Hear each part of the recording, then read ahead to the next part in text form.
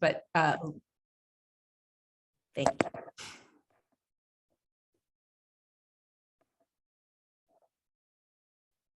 Morning, everyone. We'll give people a little longer for them to come through and join us, and then we'll get started.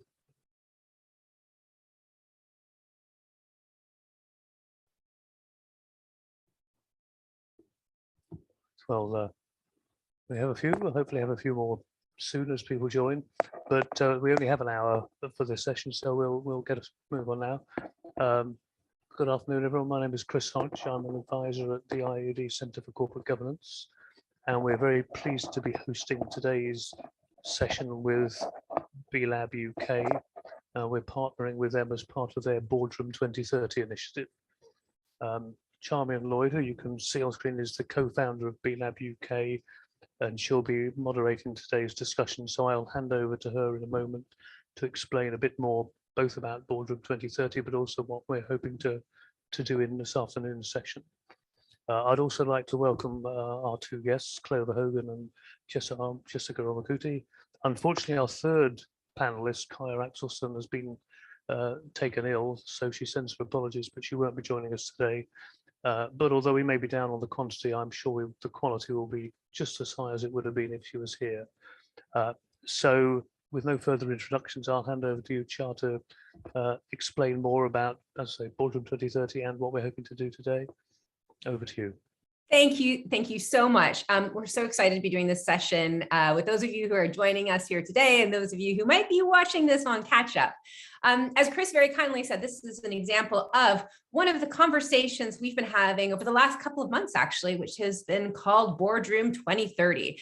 And because there's sort of a good number of people that we are going to be able to have on the line, I just really want to encourage people who are here as attendees to use the chat function, be ready to come and participate and get involved in some of the Q&A. We'll make this a little bit more of an interactive conversation.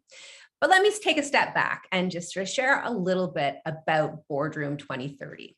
What this is a campaign that's been designed by B-Lab UK, which is the organization here in the UK that mobilizes and supports the growth of the B Corp movement. And what we did in the lead up to COP26 last year was say we really want to encourage businesses to imagine what the world is going to look like in 2030. And to do that, to consider hosting a boardroom meeting as if it were in 2030. And why we did that was because we thought it was super important for board members of today to be starting to think about some important questions about what their board could look like in 2030. This includes questions such as who is around the table in 2030? Do you have a boardroom that's made up of activists, of young people, of scientists, of musicians? Just to imagine the different types of voices that will be around that table. We also used it as an opportunity to provoke people to think about what might be on the agenda in 2030. What sort of risks will businesses be considering then?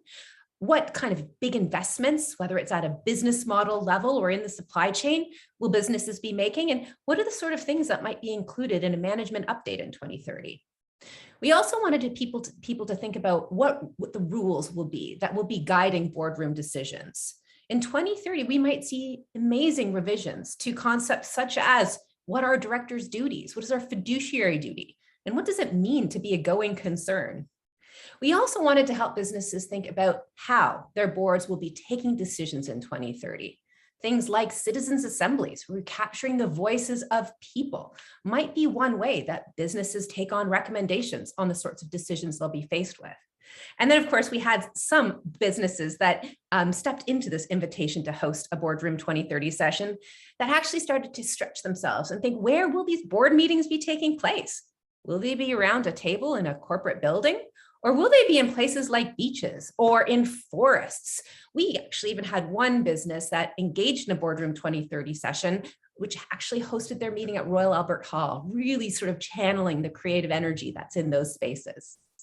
So I have to say, having seen a lot of businesses engage in these Boardroom 2030 activations in the lead up to COP26, and as we've seen since COP26, I think one thing that became really clear was how many of these businesses really wanted to lean into the first question, this idea about who is around the table. And what was super exciting for us to see was how many of them were really using this as an opportunity to think about ways of bringing young people to that boardroom conversation. One of our great sort of signature events we did actually with Boardroom 2030 was a boardroom as if it was in 2030 with the Body Shop. And I'm really pleased to say that actually both Jessica and Clover, who are joining us today, were members of that boardroom conversation where we covered a range of topics. And along with Jessica and Clover, we also had people from inside the Body Shop, young people working in the business, as well as some young people from other B Corps. So there was lots of learnings. And what we wanted to do today was extend that conversation to all of you who are joining us with a sense of really double clicking on why is it important for boards today to be thinking about who is around the table when it comes to not just thinking about that future in 2030, but what are the things that we need to do today to start preparing for that. Now, Chris has already done a great job of sharing that we have two extraordinary speakers with us who are deep experts in this area of Boardroom 2030, as well as bringing their own expertise from the work they do both at Oxford and as climate activists and entrepreneurs. So it is my great pleasure to again welcome Jessica to join us, who is a research fellow on inclusive net zero at Oxford Net Zero. And I would really encourage you to check out some of her amazing work she's been doing and writing about. So definitely check out through the Oxford Net Zero portal some of her wonderful contributions to this space. And we're also joined by Clover Hogan, who is the force behind Force of Nature. Now, I also really think it's fun when it comes to engaging in some of these creative, forward-looking conversations is to get to know people beyond just what's on their LinkedIn or what's on their corporate bio, but instead to actually get to know them a bit as humans. And one of my favorite questions to ask, and it's a bit selfish because I'm always looking to get sort of new musical inspiration, is what kind of music you're listening to. So maybe Jessica, can I turn it over to you first? Be curious, what's sort of the music that you've got going on around you right now, and sort of what are you grooving to get into the zone of the work you do around net zero? Thank you, Shar. So I've been really restless over the last few, let's say, years since the pandemic. I've been looking for, I started off listening to really African beachy music, and I've been trying to see whether I can find something else. And so I found myself listening to instrumental samba. It's kind of really doing it for me right now. I like the beats, I like the drums, and so it's fairly replacing my need for African beats that is really authentic. So yeah, samba instrumental. Samba. Well, listen, I am dying to hear what kind of samba instrumental. So maybe we can, again, collect a little bit of a playlist. I actually will encourage people that are joining us here, put into the chat what music you're listening to. I actually think it'd be really fun to have an IoD Spotify playlist of all the different music that all of us are sort of listening to and can get to know and learn about each other through that. So Jessica, yours I think is going to be song number 1 on that playlist. Let us know exactly a specific song that you'd like to sort of represent that genre that you're grooving to right now. Clover, what are you listening to? I'd love to hear what's on your Spotify playlist right now. I love this question. It's quite funny because an iconic part of Gen Z culture has become Spotify Wrapped. So basically seeing like what each of us has kind of listened to most throughout the year. And it was really funny this time around because I like to listen to a lot of like indie pop kind of music. Like I like Alabama Shakes and like Tame Impala, like that kind of like stream. But I've been really getting into running recently, and I need very like bassy kind of like fast-paced music to get me going. And so I actually listen to a lot of like Cardi B and Megan Thee Stallion, which is hilarious because Cardi B was in fact my #1 artist for last year, which I don't know if that's something to be embarrassed about or something to just like be proud of and wear on my sleeve. So yeah, that's what's been getting me through the past few months. I love it, Clover. I think definitely wear it on your sleeve. Authentic. It's all good. I'm going to make sure that that's on my playlist this afternoon. I won't say I'm going to go for a run, but when I go for my like power walk, I will put both these songs. Now, Chris, I know you sort of introduced and opened this call a little bit, so I want to come to you as well. I mean, you must have some interesting music you're listening to. What's on your playlist at the moment? Well, I've just come back from a combined work and holiday trip in Belgium, and so I have a pile of things I got in assorted secondhand record shops over there, which I haven't got around to listening to yet, which include some reggae, some African music, some Brazilian psychedelia, and some Belgian post-punk from the early 1980s. So I'll tell you when I've listened to it, which one's worth sharing. And now over to you, Shara. I think we need to know what you're listening to as our host of the most? Oh, well, it's funny because I actually had not prepared to answer this question. Usually I ask the question rather than answer it. So I hadn't really prepared anything, Chris, but to be honest, I have been listening to a little Brazilian music as well. There is actually this great song by the Knox, and it's called Brazilian Soul, and it just has like a summer beat. So it's kind of getting me in the zone for the summertime. I feel like Brazilian music just feels like sunshine to me sometimes. And, you know, when it's a little bit gray out there, I know I certainly need the sun coming through the music. So I will add that to the playlist. And I have to say, I'm noticing that we've got a few people. Ben from Drift is saying that he's decided to learn the piano. So it's really good to get into the zone while working from home. Well, Ben, if you feel like so inclined, definitely put sort of some of your learn piano music. I'd be interested to hear sort of what you're challenging yourself as you pick up this new hobby. Well, this has been great. And I think we've got a few songs to get us going on this session. And we have about 50 minutes left for a conversation around Boardroom 2030 and why it's so important to bring in young people to the boardroom conversations of today. In terms of the structure of what we're going to do, we're going to have a conversation between Jessica, Clover, and myself with a few questions just to get their expertise and their insights on how this can be done well and what are sort of some tips for those of you on the line that might be considering bringing on some young people to your board. But we also want to make sure we have a bit of a dialogue. So I would ask people that are joining us today, if you've got questions that you want to ask to Jessica and Clover, please put them in the chat, and we will be opening the lines up before the end of the call so that we can all be in conversation together. And we will then throw back over to Chris, who's going to close us out just at the top of the hour. We will make sure we keep to time. We know that it's a Wednesday evening and 5 o'clock is a hard stop for us. So for those of you who are joining us, don't worry, we will make sure we keep everything on schedule and on time. So Clover and Jessica, the first question I'd love to chat to you both about is a little bit about what the profiles of board members you imagine will be around the table in 2030. Who do you think are the types of voices or those with different forms of lived experience that you could imagine being in these boardroom settings when it comes to 2030? And maybe Jessica, can I start with you? What do you think? Who do you think will be around the table? I think, I think it will depend. I hate that it will depend answer, but it depends on what boards think is the most urgent issue. But for me, I think, and this is a very biased response, is that businesses and institutions will be the biggest issue for institutions will be trying to show or to provide evidence that they're responding to the most urgent societal issues, that people's issues are their concerns. And so they'll have to mirror those issues in their boards. And for me, it's kind of ensuring that and kind of really a baseline here is we have people who can generate evidence of some of the biggest societal concerns. And at this point, I think that the most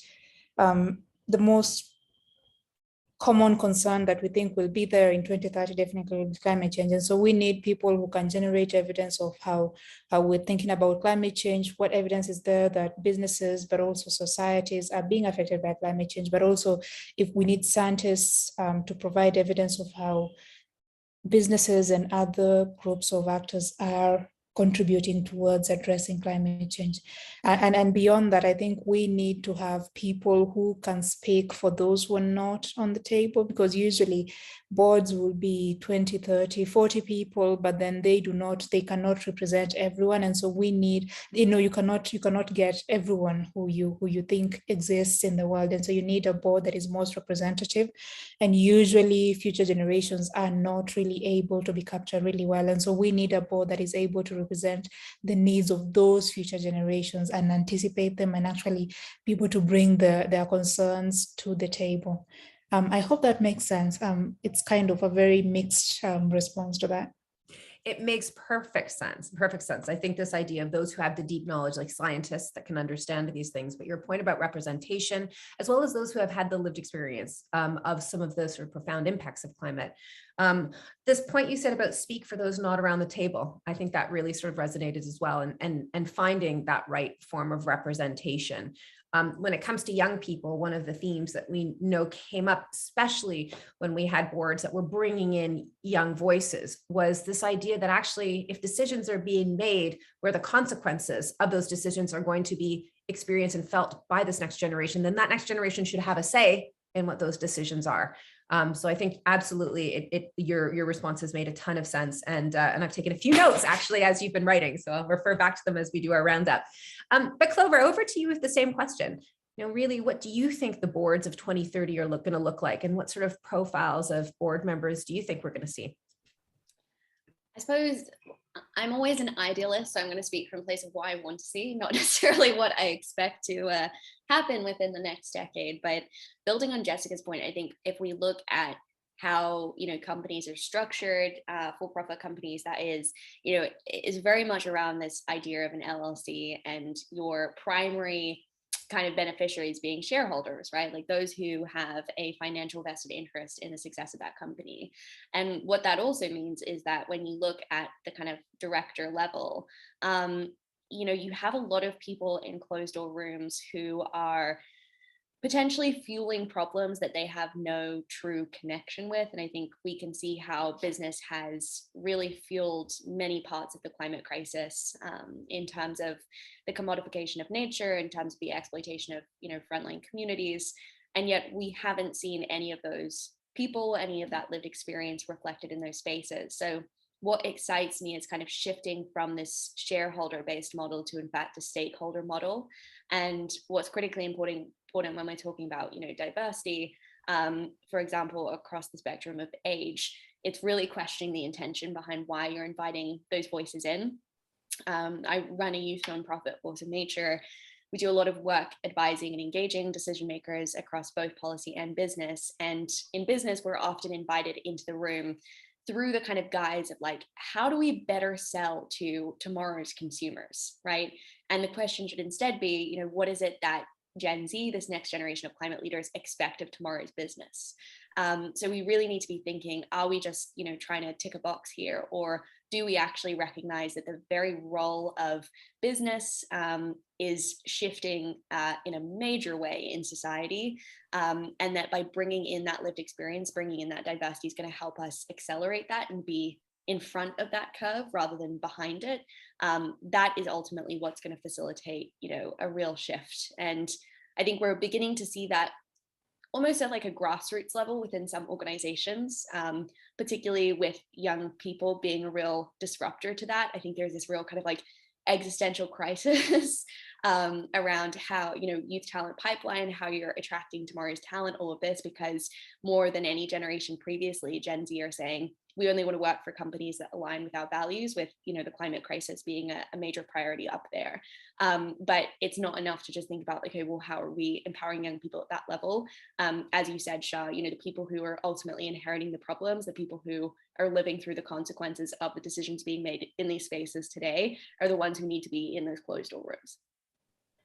Absolutely. And I think this is really critical because what you started off with is that you're an idealist and that's kind of what you want to see. I kind of would like to come back and see how much your idealism is matched with what you think the reality is to that journey, but maybe that we can do that in another round of questionings. But I think you're right. We are seeing this transition from shareholder capitalism to stakeholder capitalism. It's happening quickly. And I would just underscore, I think this note that you've made really powerfully, which is the importance of the intentionality, like what sits behind the decision to engage with different people with different forms of lived experience and with different time horizons that are material to them, whether it is the next 10 to 20 years, or in the case of someone in Gen Z, many, many years, decades to come. And I think that's going to be a really important thing we're going to see more and more as part of this really quite rapid shift, as we see not just individual businesses, but the whole system moving more towards a shareholder approach driven by, as you said, where do people want to work? How do they want to engage with business? How are they spending their time? And how does it align with their values? So thank you both. This has been a great first round. And I am going to go out to the chat and just ask if anyone is on the chat or any of the attendees do want to sort of come in on this question with your own experience with your own organization or have a view on it, please just signal on the chat because we would like to make sure we're bringing in other voices and making this as inclusive as a conversation as possible. And maybe while those of you who are here joining us are thinking about that question about what you think the profiles of different board members in 2030 might be, Let me go to another question. So Jessica, maybe coming to you first, why do you think it's important to think about opening up these appointments to a different and diverse set of potential directors? And I know you've sort of spoken a little bit of that already in your first comment. So maybe the other sort of piece to sort of bring together a little bit is on what can a business expect when they have one of these different profiles of board member come on board? What sort of contributions do you think they might make when it comes to, engaging in a boardroom conversation? So two things that will probably get to answering your question. One is that the last year or so, maybe 2 or so years, I've seen a lot of businesses make commitments towards addressing climate change. That's out of concern, deep concern for how the planet will respond to increasing emissions, but also that is out of deep concern for their clients, for the survival of the businesses. But then beside that are people who are really skeptical of what these businesses are doing. And so what we've seen is people asking whether, not really people claiming that these actions are really a kind of greenwashing. Not really. Some people say that that's greenwashing to some extent. They say that plans presented by businesses will not be achieved. And so they're kind of waiting for failure. The sitting and waiting for failure is what most people are doing right now. And so we're saying that, well, we'll wait until 2030 when the plans mature, we'll see what happens. And so having these people on board is a way to kind of ground truth some of these goals. I feel like when you invite people from different parts of the world geographically, but also from different socioeconomic profiles, people with different levels of expertise, they can tell you how feasible some of these plans are. Because I realized that in my line of work, I make a lot of assumptions about what I need to do and what that will accomplish. And so having a very diverse board with the representatives from the youth, scientists, future generations, indigenous groups actually helps in identifying some of the blind spots that you're not able to get. And the people at your board represent another long level or large group of people that they consult with them. So it's kind of bringing over your whole clan so that they can contribute to your board.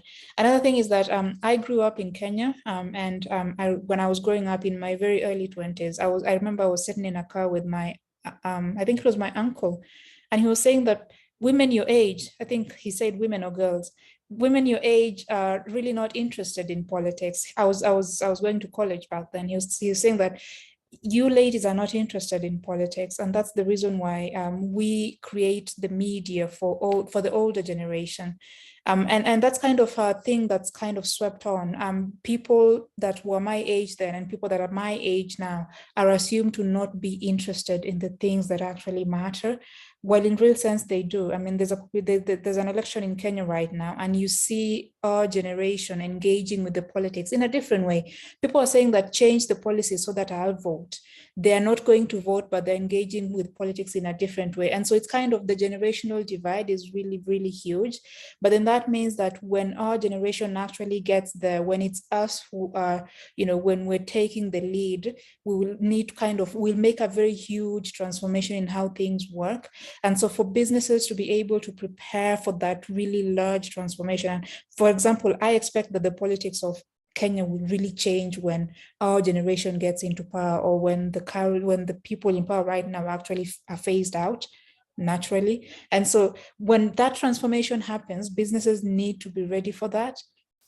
And that means that having very diverse groups of people on their boards means that you're able to anticipate these changes, but also address them in a way that works for the business, but also works for the other people, for the planet in general.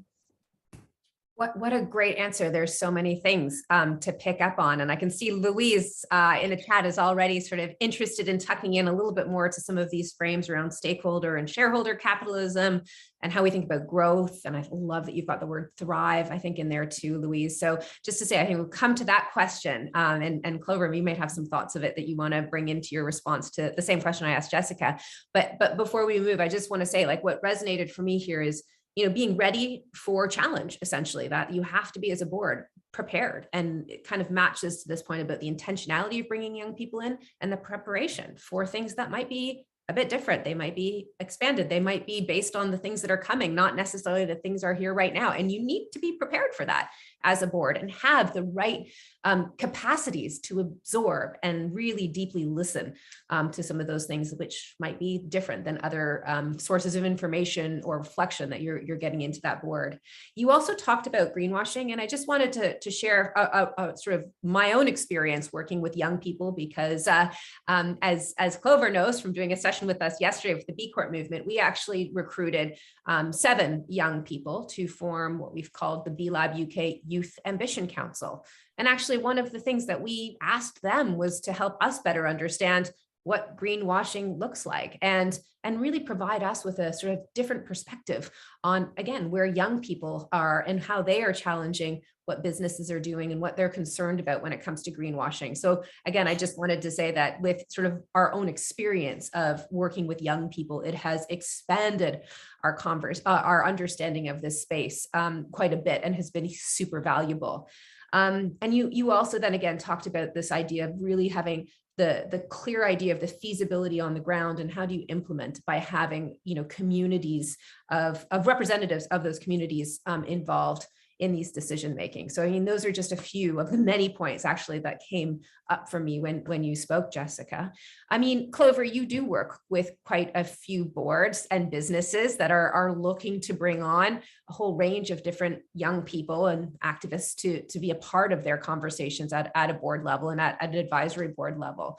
So I wondered if you could just sort of riff a little bit more on why this is so important, knowing that I know we've heard already a little bit about that, but also a bit about what the businesses can expect when they do welcome young people to meaningfully engage in these conversations. Yeah, thank you for the question. So I suppose I'll back up a little bit and provide a little bit more context around what I perceive to be some of the biggest challenges within business through the lens of, pushing a kind of climate and sustainability transformation. What I've seen, which is something we've spoken about, Shah, is really this kind of crisis in imagination. The climate crisis is a symptom of myriad broken systems, which we all kind of touch on to varying degrees of being complicit. But, from the clothes that I wear to the food in my fridge to how I get around town, right? And so what this crisis demands is really for us to rethink so much of how we live and to really be bold in that thinking, right? We understand that the current economic system has landed us where we are with the climate crisis. Within that is a model of business that creates value through extraction, through commodification, with kind of completely limitless growth. I think we've all been raised with this idea of, growth-based capitalism, which is effectively, limitless growth on a planet with finite resources. Like, we know it's going to break down at some point. And I appreciate the question in the chat. We can talk more about shareholder versus stakeholder capitalism in a moment. But all to say, there is this transformation that needs to take place. And for me, the most important lever for change is to really disrupt mindsets. Like from the beginning, I've seen the problems and I've seen the solutions through the framing of stories. Like, what are the stories that we subscribe to collectively that perpetuate the problem, and what are the stories that we need to challenge within ourselves in order to bridge the gap from where we stand today to that better, beautiful world our hearts know is possible. And so whenever I engage in these spaces with business leaders, I really see my role as a kind of constructive disruptor. And it's quite funny because ever since using that term, I've now seen it popping up in sustainability strategies left, right, and center with some of our partners. But it's really this idea of how do we kind of throw out a lot of what we believe to be true in order to usher in the new. And this is where I think young people are really at a unique advantage. Oftentimes we're not even aware of our mindset barriers, whether that mindset barrier is the system is too broken to change, or, the purpose of business is to create profit, or I'm too small to make a difference. All of these stories really get in the way. And I think young people, we haven't necessarily we haven't been conditioned to the limitations of the current status quo. And, you know, oftentimes we haven't been around long enough for society to kind of clip the wings of our imagination. So we're capable of seeing outside of this current paradigm and thinking, do you know, how might we do things differently? And so that for me is where this kind of intergenerational exchange is so critically important. It's how do we invite new ideas into these spaces, knowing that we will not solve the climate crisis with the same people and the same thinking that created it. When it comes to how to do that in a really effective, intentional way, the first thing I'd say is that often when young people are invited into these spaces, for example, the expectation is that we're kind of there to be like mini adults. And I've definitely found myself doing this, like changing the way that I speak, like trying to fit in, trying to fit my thinking into the incumbent way of thinking. You know, it's a very social, like human thing to do. And yet we need to kind of sit in the discomfort of saying, actually, my role here is to really challenge, and we need to create the conditions for that challenge to happen. So again, it comes back to this idea of intentionality. Why are you inviting, you know, young voices into that room in the very first place? But also, how are we not just modeling the kind of symptoms of the problem? Like, how are we creating space for a new way of thinking, a new way of being, a new way of acting to really emerge? And so that opens up a whole conversation around like, what are the kind of power dynamics? How is the conversation framed? How are we inviting young people from a diversity of lived experience to really contribute what they value when it comes to business and what they expect to see of business leaders? And if we can just ask young people those questions, that's a really good starting point. You know, we're in so many consultations all the time, both in policy and business, where you might be the youngest person there by several decades, and you have lots of people who are much older kind of scratching their heads going, but how do we figure out what young people want? And it's like, here's a revolutionary idea, but you could actually invite us into the room, right? And not just that, not just invite us into those closed door spaces, but go to where young people already are, right? So I suppose for me, that is where, you know, the mindset shifts are most likely to happen. That's where the intergenerational exchange is super, super important. It's how do we kind of bring together this energy of youth with that knowledge of experience, but with the shared goal of really disrupting the way that we think both about the problems and the solutions. I love that. Thank you so much, Clover. And you can see Michael here in the chat has said, not around long enough for society to clip the wings of our imagination. Apparently that really resonated. And I would just sort of echo and say, let's make sure those wings are never clipped. And actually, we all find ways to remember we are all imaginative. And even if some of us have had our wings clipped, how can we regrow them so that we can soar alongside you? So I think there is something really important here about the power of creativity, imagination, and how we can access it. And I think young people are an incredibly important part of how all of us can really prepare, engage, and act on this disruption and this transformation that's really needed, both in terms of mindsets and also in terms of the models of business. And I think there's more to probably reflect on, if I may, on your question, Louise, because I know you're talking about wanting those stories. You know, you talked about stories, the need for these new stories, Clover. And I'm reading, Louise, you're interested in sort of some of the examples of where we're starting to see this happen. So, I mean, in some ways, I'd love to sort of go back to that question, Louise, and maybe, you know, ask Jessica and Clover if you do have any sort of examples or stories of where you're seeing some of this mindset, some of this modeling, some of these behaviors emerging within the business community. Jessica, does anything come to mind? Have you seen anything in your research around inclusive net zero? I think, yeah, some of these very inclusive processes are coming up in businesses that are really locally led. For example, people creating business ideas to address some of the problems that exist within the societies that they live in. And so they're not very much detached from the problem, in that they understand what the problem is. And so they know that getting a solution involves much more inclusive processes. And so they're much more localized, smaller scale, involve very small amounts of money, but usually the impact is much greater because it's solutions that are created to address very, very immediate problems, but also solutions that are more likely to have cross-generational impacts. Because one of the things I believe is that helping investing in societies right now will have a generational impact. You're much more able to, if you invest in a household today, you're helping the children and their children's to, to get better lives, to be able to thrive within their environments. And so, yeah, I see these inclusive processes at local level, mostly in developing countries. In sub-Saharan Africa, you see people thinking about how to restore a stream, or how to just put a bump in a road, and that's like, yeah, let's fundraise to put a bump in a road, and then we'll ask people to contribute 5 shillings or five pounds each every month to keep that road bump in place. And that is a business model, and that actually works to save lives, to improve living standards.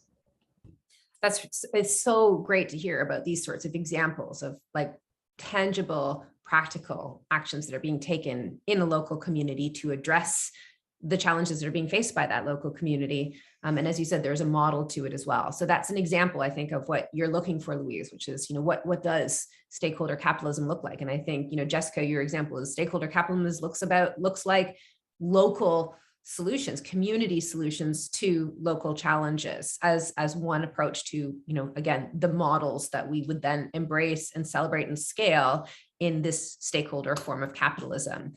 Clover, what are some examples that come to mind for you? I mean, when we think about what does stakeholder capitalism look like in practice, have you done any work with any businesses you think that are further along on this transition?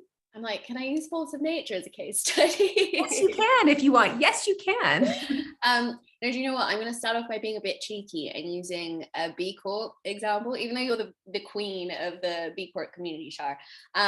But I remember hearing this and it just really fundamentally changed the way that I think about business models. So I believe it was Ben and Jerry's who applied for B Corp certification back in the day.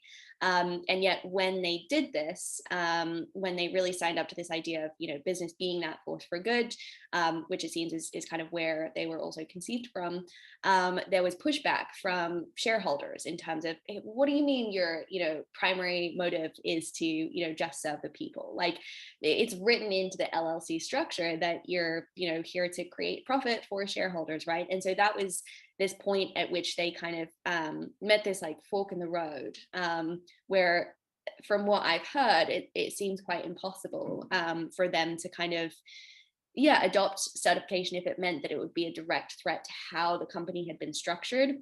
And I believe that it was out of that situation that the kind of idea of like a B corporation was born from a legal structure. So actually, do we need to rewrite the terms of why a business exists and who it exists to serve, right?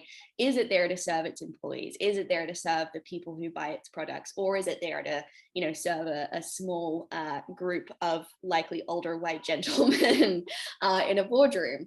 And I just found that, story really interesting, because I do feel that there are many large companies that are trying to make these changes, and yet the people in the boardroom, shareholders in the company, can really be a barrier to them facilitating that, right? If the feeling is that, well, sustainability is going to come at a cost. And I think there's a recognition now that actually when it comes to the long term, sustainability is the opportunity of, a lifetime to get ahead of that innovation curve, to, kind of shift the goalposts of business from, just delivering a product or service in pursuit of profit, to how do we create a product or service that is a vehicle for solving a greater societal problem. And we're seeing that more and more people are flocking to those organizations in droves, which better than anyone within the B Corp community, Shar. So I suppose that's one kind of interesting story. And then I suppose how we're trying to model this within Force of Nature. I mean, I was very keen when starting Force of Nature that I didn't want us to be a for-profit, like that was very clear. But I also wasn't super sold on the charity model. It felt like there was potentially more red tape and bureaucracy than we could deal with. And it also, and it was quite limited in terms of like what it means to actually create value. And that was when I learned about community interest companies and kind of this idea of the social enterprise, where you're creating, profit, but ultimately that goes directly back into your community. You have to do auditing every year in order to communicate how you're creating that value. There's full transparency. Anyone can go online and see how much a director makes in the organization. And I was like, this kind of hybrid feels like an incredible step in really what business as a force for good can look like. And so that is the model that, Force of Nature has really been born from. We're also limited by guarantee rather than limited by shares, which means that once again, there's never going to be, a small group of people who kind of profit from Force of Nature's activities. And it opens us up to all sources of kind of revenue and expanding the mission. So, and I think with that as well, we're now a 10-person team. We have over 200 volunteers around the world. We have about 3,000 community members. We've been through this really rapid growth in a really short period of time. And from day one, we've been asking this question of what does it look like for us to kind of model a regenerative business? What does it mean to have kind of democratized, decentralized leadership, to kind of break down hierarchy as you would in a traditional organization, instead think about, teams as these kind of concentric circles, which creates autonomy and agency.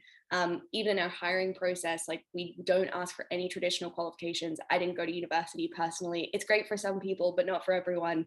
For us, we look for lived experience, we look for passion and vision, and that has served us, to this point and continues to do so. So, and the final thing that I will say to that is, in the conversations that we have with companies, I think we have that much more kind of legitimacy in some challenge that we're bringing to the table. Because while we might not, have the 10,000 plus employees that they do, we're facing many of the similar challenges around what does a sustainable financial model actually look like? How do you create value that, people want? How do you stay afloat? How do you keep the lights on? So that definitely helps us show up in those spaces with that experience under our belt, and really from the view of how can we all shift the way that we think about working. What a terrific answer. And I loved hearing a little bit more about your origin and your journey with Force of Nature, Clover. And I do have to also say thank you for the B Corp shout out. And I will use it as also a chance just to flag for those of you on the line who are not familiar with B Corps. Clover is absolutely right. What all B Corps have to do is meet a very high threshold in terms of both how they operate, as well as what their business model is.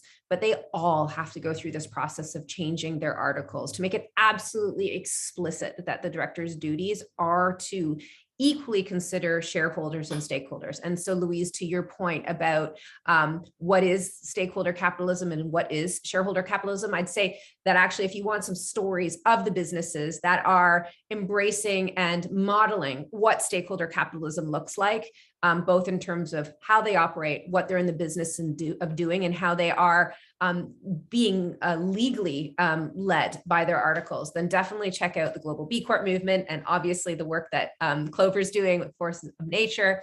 And I would say I'll give a little plug to a partnership B-Lab UK does have with the IoD, which is called the Better Business Act. And that is where we are together working with a range of organizations and have, I think, over 900 businesses that have come together to back a change in the UK law to make it mandatory for all businesses to have very explicitly a duty to advance the benefit of both shareholders and stakeholders. So if people want to learn more about the Better Business Act, which again is something that we are very proud at B-Lab UK to be working with IoD, then please check it out. And that's probably a whole other webinar we could have, but it does speak to what this transition looks like, the importance of having the model companies that are showing what is possible, and the importance of having a form of legislation that enables businesses and all businesses to do this, not just voluntarily, but making this the default.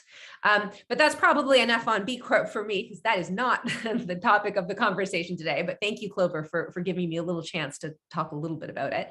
I actually want to move into one of the questions that has come up here in the chat, which is really interesting.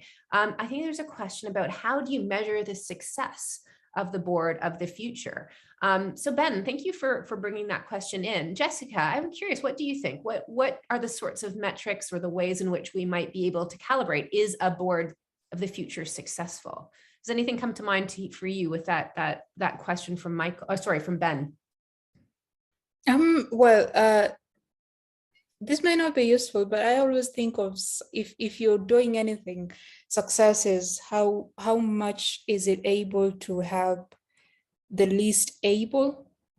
So it's the weakest amongst us. This sounds like a cliche, but is it useful for the weakest amongst us?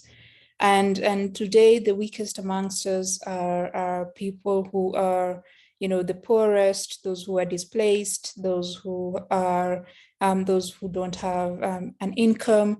And so how much of a board's business is able to, to create homes for those who are homeless, those who are displaced, help people who are suffering from, let's say, conflict or droughts or floods to get food.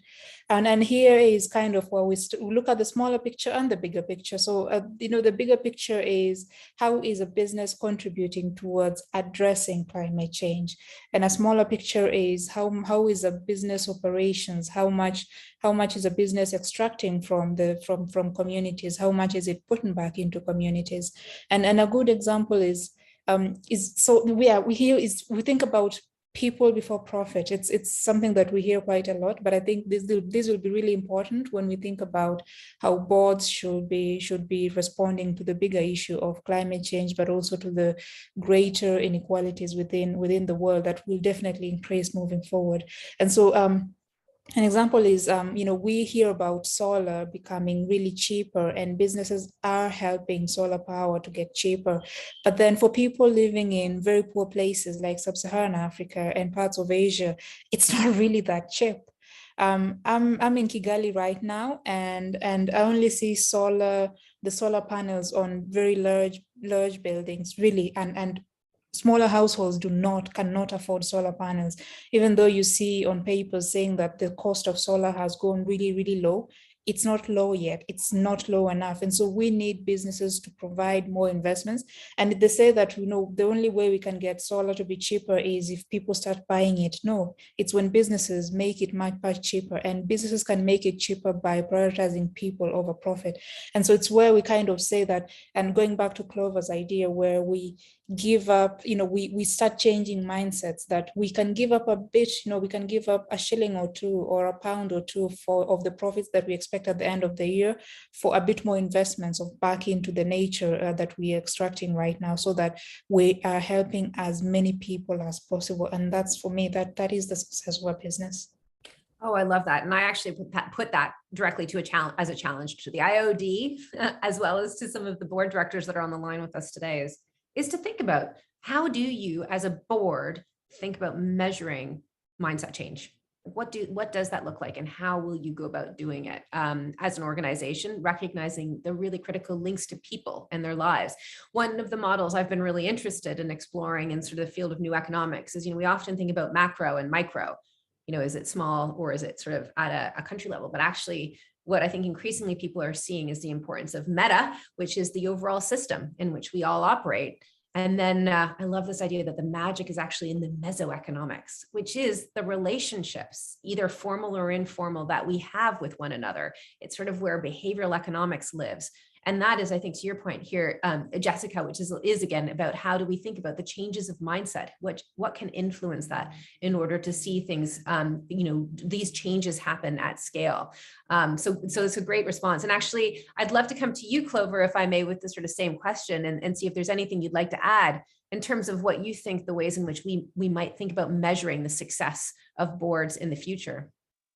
Yeah, well, I feel like that was a very convenient segue around mindset shifts, because that was very much where we were born from. And when I started Force of Nature, and we, started to think about what does it actually look like to mobilize mindsets, something that I was very intent on is that when we're saying we're mobilizing mindsets, that doesn't just mean someone's walking away with a warm, fuzzy feeling in their tummies. Like, we're really measuring what are the beliefs, perceptions, ideas, expectations, values that someone is going into an engagement with, and how are we positioned to shift them, to change them, not just for short-term shifts, but really long-term sustained shifts in the way that we see the problems and the way that we see ourselves in relation to them. And so we've developed a whole bunch of frameworks to really be able to measure that.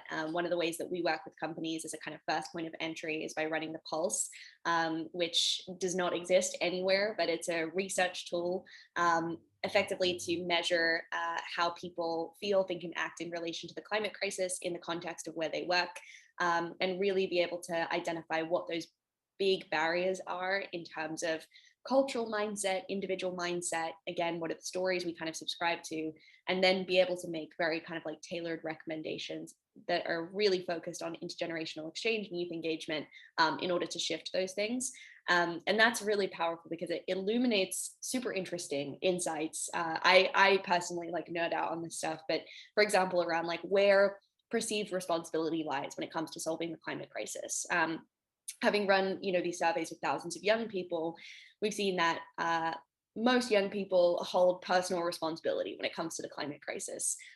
It's a really overbearing sense of responsibility oftentimes, and it's often conflated with our kind of day-to-day activities. And this feeling of guilt as well around contributing to the climate crisis. Whereas in a lot of the decision makers we've engaged with, some older folk, oftentimes the responsibility is misplaced. It's not within your own sphere of influence. For example, in business, it's often it's up to policymakers and vice versa. So there's a lot of kind of finger pointing. There's a lot of, placing the onus elsewhere. And so it illuminates those insights. But again, the Pulse also helps us to understand what needs to shift and how can we actually measure those changes.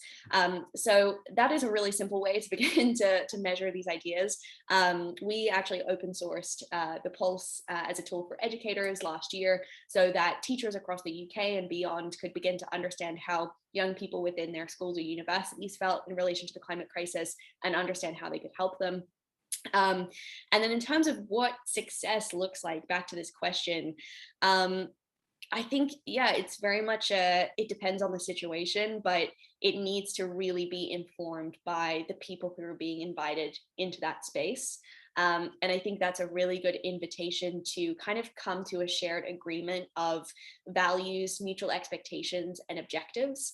I feel like often we take for granted definitions like sustainability or regenerative. We kind of expect, we all have very same idea of what this means. But when you really begin to unpick this, you realize that we have dramatically different ways of seeing each of these ideas, particularly in relation to what that means for a company or what that means for its leadership or the individuals within that organization. So coming together to actually facilitate that conversation around what does success look like for this organization in the context, not of just being like a profit machine, but of being a company that is able to serve people into the long term, is a great way to start.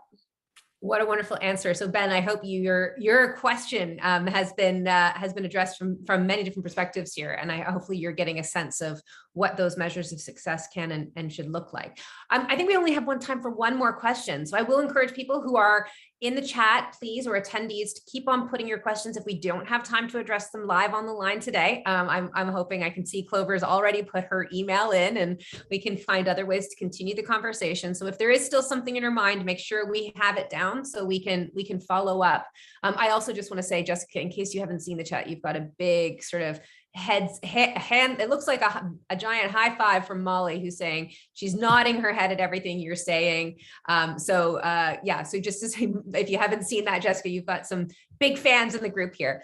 But here's the last question, and it is to put you guys into the bit of an imagination space. So I would like you to imagine you are the chair or you are the head of board recruitment for a large multinational corporation. What would you do to, one, put in place the conditions that would enable young people to join that board, and the context is set so it is not in a tokenistic way. So again, what would you do to set the sort of the table, but also where would you go to find some of the people that could bring the voices, could be representative? So this is sort of a really practical question, imagining you are in the position of possibly some of the people that are here on the line with us today, and sort of fired up by what they've been absorbing from this discussion. So Jessica, what would you recommend in terms of, again, setting up the context and conditions, and then where to go to find people? Well, so for me, it's, yeah, I think we need young people, but we also, and this is kind of a very intersectional way of thinking. We need young people, but we also need people from the developing part of the world, because those are usually overlooked. They're assumed to either not have the skills, not interested. They are probably, they are just too geographically, marginalized to be able to join a Zoom meeting for a time zone in DC. And so having that intersectional approach means that we have young people, but also people from places that provide the resources that get your businesses going. And kind of thinking of that intersectionality means that you have that diversity, but we also have, you have indigenous, people from indigenous communities. We have people from the LGBTQ community, which is quite important, because as I said, you're able to get these diverse voices, and avoiding tokenism is, I think, here is kind of being able to create very clear rules and regulations that ensure that a person's voice, once they're part of your board, are able to, a person's voice is heard. And we've had a lot of work on ensuring that there's meaningful participation. And so it's not an area that would go in and start wondering, how do we make sure that a person is actually able to meaningfully participate in this? I'm not sure, I kind of feel like I'm going off script. Shah, what was your second question? There is no script, my friend, so don't worry.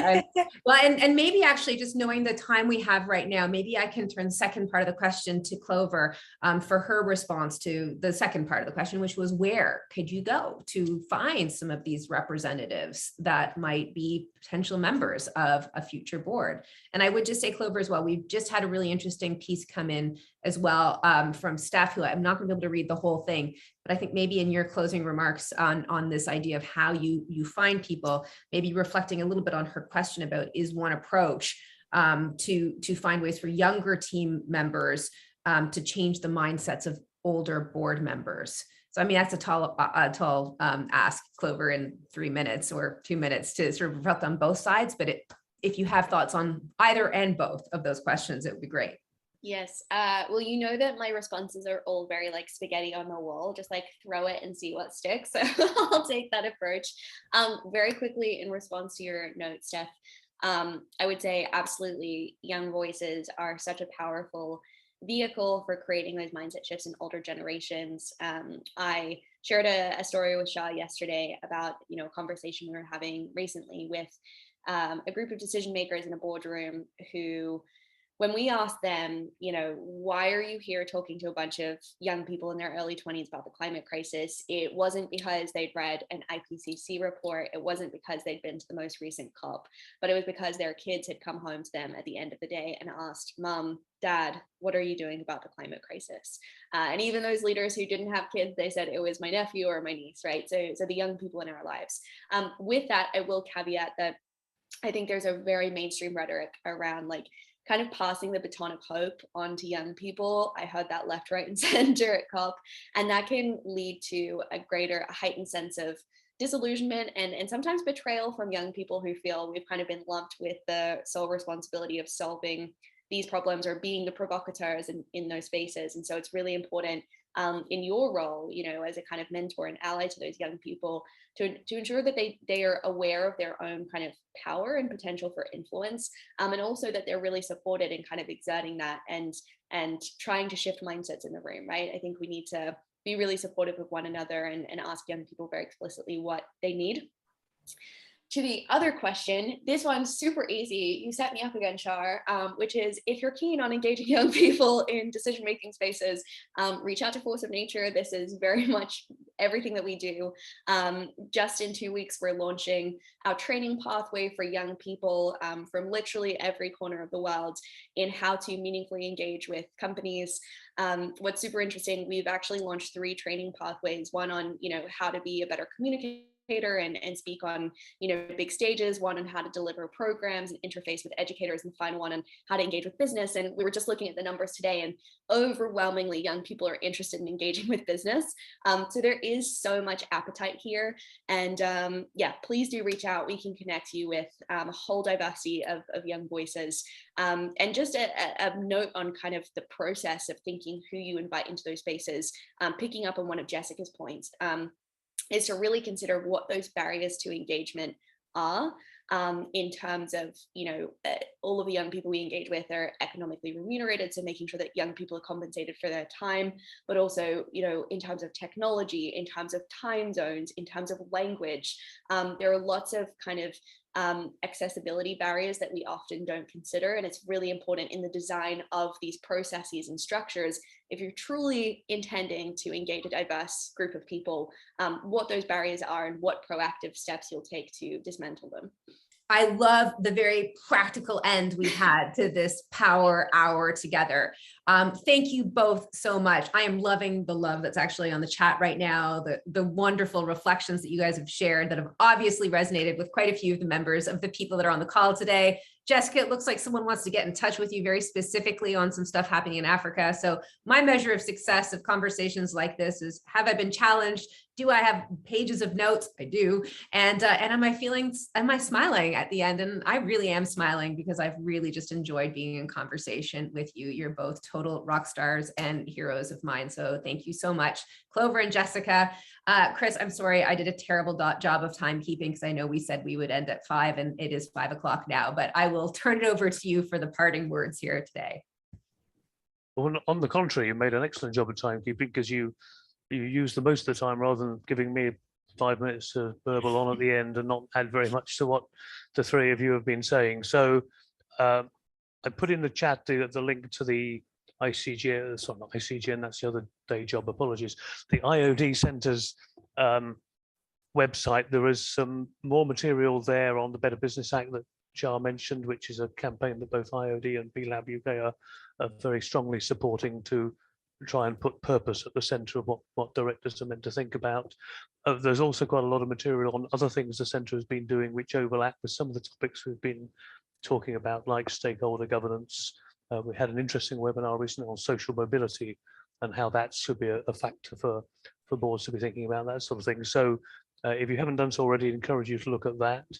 I think this issue of how to measure success for boards in the future is a really interesting one, and perhaps something we should come back to. And while I entirely agree with everything that Jessica and Clover have both said, I think there is sometimes a tendency to measure success in terms of inputs and outputs rather than impacts and outcomes. And obviously, when you're dealing with issues like climate change and social inequalities, the outcomes you want to see may well be some years down the line. So how you as a board can measure progress towards those objectives is quite an interesting and challenging job. So as I say, that's maybe something we can come back to on another occasion. But for now, thank you, Clover, Jessica, and Char in particular for very stimulating discussion. You seem to have got the audience very interested and engaged in these issues, which is a great success. We will be publishing the recording of this discussion on the website and on the Centre's social media as soon as we can. So please look out for that and share it with your friends and colleagues and get the word out. So thank you again, everyone, all those you attended, and particularly to our excellent panel, and to my colleague Heidi for running the show. And thanks for your time, and see you all soon, hopefully in one way or another. Thank you. Thank you.